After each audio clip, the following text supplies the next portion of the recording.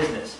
And what we do at the Shell Foundation is that we are an independent charity that was set up by Shell, the energy company, and we catalyse, find, identify and create social enterprises and then scale them up to the point where they're operating internationally. Then we look to build markets around them. So that's what I'm going to go and talk about today.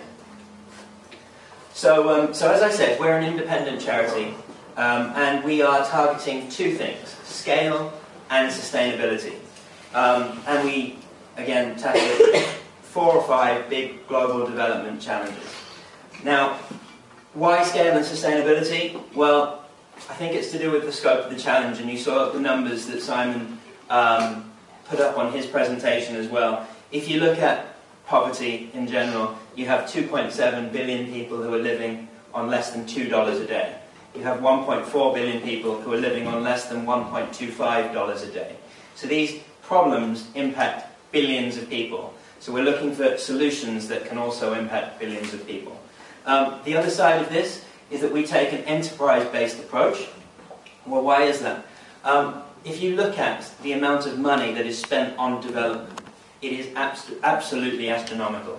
So in 2011, the 23 countries who make up the OECD Development Assistance Committee spent $133 billion on development and aid in 2011. So if you look at the amount of philanthropic capital available, so Gates, Rockefeller, Ford Foundation, Wellcome Trust, we're talking about hundreds of billions of dollars. What is clear is that people have been trying to solve these problems for decades. So clearly money is not sufficient to solve the problem. A different way of thinking is required.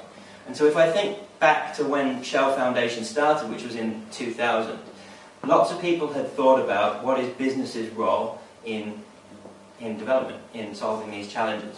And I think I studied development economics in the 90s, and again, it was well discussed, well talked about. And I think what people didn't have is practical experience of exactly how to do that.